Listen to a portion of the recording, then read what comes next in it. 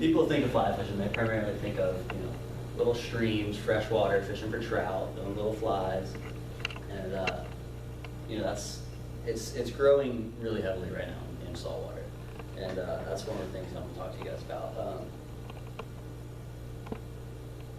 It's my passion. It's what I do with the majority of my life right now. That in school, I'm going to talk about the gear you need, the techniques you need to use, what flies to have in saltwater, and the fish that you need to target that are most commonly targeted.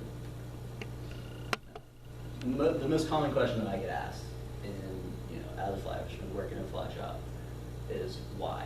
Why do you go fly fishing when you can just sit off the dock, throw a shrimp off or a bait fish, and wait for a fish to hit?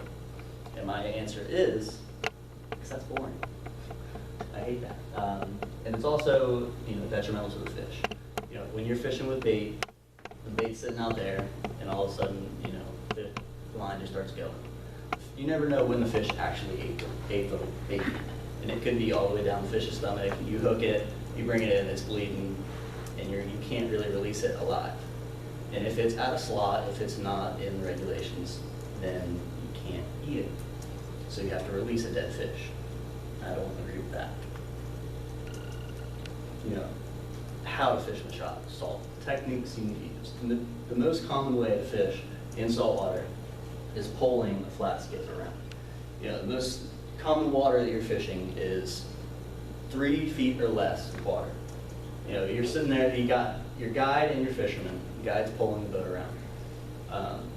Communication is key with this form of fishing because the guy on the back is spotting those fish because he's the highest. He can sit up there and see, okay, 2 o'clock, there's a fish. The guy on the bow has to turn the boat, make a cast, not get things tangled, and present the fly to the fish and somehow get him to eat. The other way that's most common is waiting. You can do that by yourself, you can do that whenever. You're in ankle deep water, you're walking around, and you're seeing fish. You can see the fish right there. He's casting. It's more of a hunting than a true fishing. The gear, fly rods typically right now are about 9 foot long, made out of graphite. This is the typical reel, and fly rods and fly reels, they all go by weight. Not like how much it weighs, but it's by weight. It goes from half weight all the way up to like a 16 weight. So what that means is with a half weight, that's the lightest rod that you can get.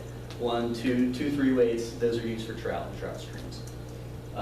The most common for saltwater would be like an 8 weight, which is the most common used for like snook, redfish, small tarpon, stuff like that. And then you get up to 12 weights, 16 weights, 14 weights, which are typically pelagic rods. 12 weights are the most common for tarpon fishing on the beach and whatnot. At the center of all of this, which is the most important part, is the fly line. The majority fly lines are different colors, and it all goes back to the taper of the head.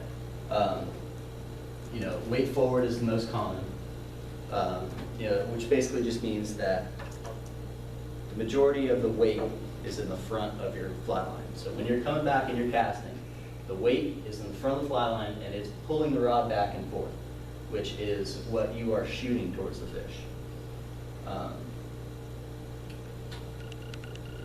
Flies. This is my favorite part because this is what is intriguing to me. This is what brought me to fly fishing, is that you can sit down at your vise and you can create something that looks like nature. And when you cast it at the fish eats something that came off your vise. It's the most rewarding thing. You're fooling nature. You're somehow convincing a fish who lives in nature, is in his environment, and you're convincing him to eat something that is absolutely fake, which is what is the most impressive thing to me about fly fishing. Saltwater species. The most common around here are going to be redfish, snook, and tarpon, and trout. Tarpon being the most profound fish.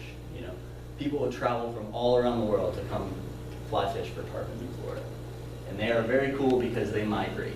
They come up the west coast and east coast of Florida, and they come up. Sometimes they get deep, but you can sit on shoals, and this is in the Keys, and watch them come from hundreds and hundreds of yards away come right down at the front of your boat. That's where it's hunting. You know, you're sitting there, you're waiting for them to come, you present the fly, most commonly a fly, very similar to this one. And you're trying to convince one of those fish, which is most likely 60 years old, 40 to 60 years old, to eat a feather.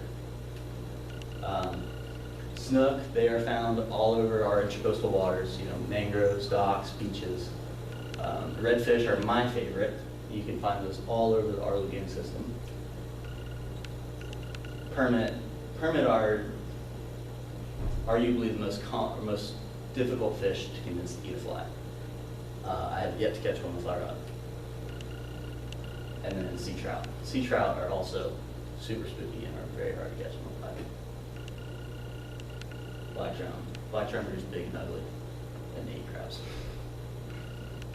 So next time somebody asks you about fly fishing, don't think streams, think saltwater.